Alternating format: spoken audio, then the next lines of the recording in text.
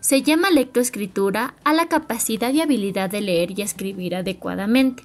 Pero también, la lectoescritura constituye un proceso de aprendizaje en el cual los educadores pondrán especial énfasis durante la educación inicial, proponiendo a los niños diversas tareas que implican actividades de lectoescritura. Detective es una aplicación gratuita para personas con dislexia con el objetivo de superar esta barrera de manera divertida. Se trata de un videojuego multidispositivo con el cual se puede jugar tanto en móvil como en el ordenador o tablet. Está disponible en Android de manera gratuita, ofrece juegos educativos teniendo en cuenta las siguientes variables: procesos perceptivos, capacidades lingüísticas, memoria de trabajo y funciones ejecutivas. Ahora vamos a proceder a aplicar el test Detective a nuestro amigo Mateo Peñafiel, edad 11 años, es niño, vive en la Arcadia, su representante es María José Vargas y su deporte favorito es el boxeo.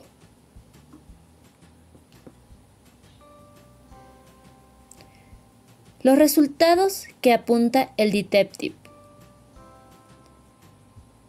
Es un niño con riesgo de tener dislexia.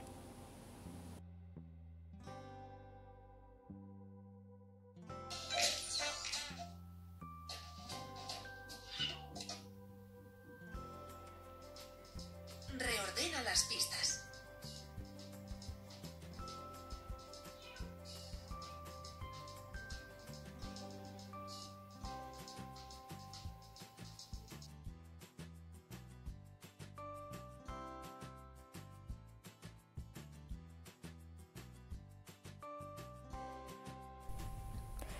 Dificultades de aprendizaje, trastornos del neurodesarrollo DMS5.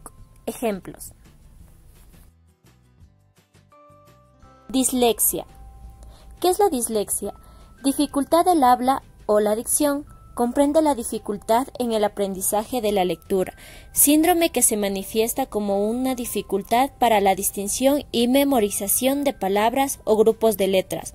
Falta de orden y ritmo en la colocación y mala estructura de las frases, afectando tanto a la lectura como a la escritura. Este trastorno aparece en sujetos con una inteligencia normal o incluso superior, sin daños neurológicos o físicos evidentes. Disgrafía. ¿Qué es la disgrafía? La disgrafía es un trastorno funcional que no está causado por una lesión cerebral o sensorial ni por una deficiencia intelectual y que afecta a la grafía, es decir, a la forma o trazado de las letras. Tipos de disgrafía: disgrafía motriz, disgrafía sintomática o secundaria, disgrafía específica, disgrafía superficial, disgrafía fonológica, disgrafía profunda y disgrafía semántica.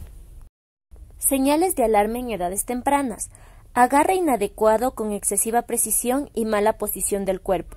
Evita y rechaza actividades escritas. Dificultad realizando la forma de las letras. Espacios inconscientes entre letras y palabras. Pobre entendimiento de mayúsculas y minúsculas. Inhabilidad para escribir dentro de la línea o márgenes. Fatiga rápida. Disortografía. ¿Qué es la disortografía? Es la escritura de las palabras de forma incorrecta, es decir, se refiere a las dificultades que se tienen las normas ortográficas para aplicarlas en la escritura cotidiana. Ejemplos. Principalmente se da cuando los niños no logran comprender fonemas y grafemas.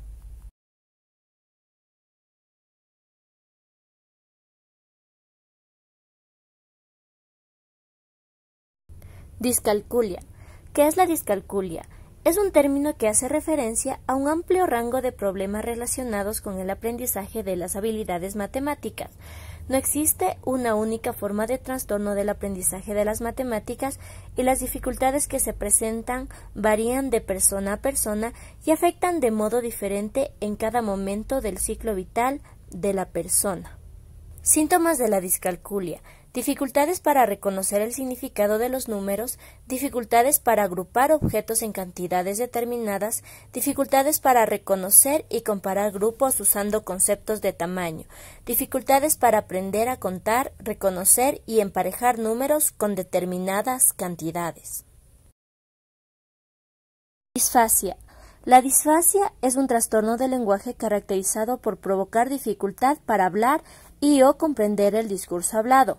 Las personas con disfasia pueden no ser capaces de hablar usando frases coherentes, pueden tener dificultad para encontrar las palabras adecuadas. Afasia. ¿Qué es la afasia? Por afasia se entiende una incapacidad parcial o total para usar el lenguaje. Los problemas varían desde dificultades para encontrar las palabras hasta una completa incapacidad para hablar. En la afasia se debe determinar en cada paciente las alteraciones específicas del habla y del lenguaje. Síntomas de la afasia. La afasia es un signo de alguna otra afección como un accidente cerebrovascular o un tumor cerebral. Las siguientes conductas son frecuentes en las personas con afasia. Hablar en oraciones cortas o incompletas, decir oraciones sin sentido, sustituir una palabra o un sonido por otro, decir palabras irreconocibles, no comprender conversaciones de otras personas, escribir oraciones sin sentido. Disartria. Se trata de una alteración de la articulación o pronunciación debida a causas neurológicas en las que se produce un defecto en el control muscular de los mecanismos de habla.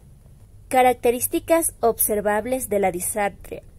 Arrastrar las palabras al hablar, hablar muy bajito, ser apenas capaz de susurrar, hablar con lentitud, hablar con rapidez y entre dientes, movilidad limitada de la lengua, los labios y la mandíbula, entonación, ritmo anormal al hablar.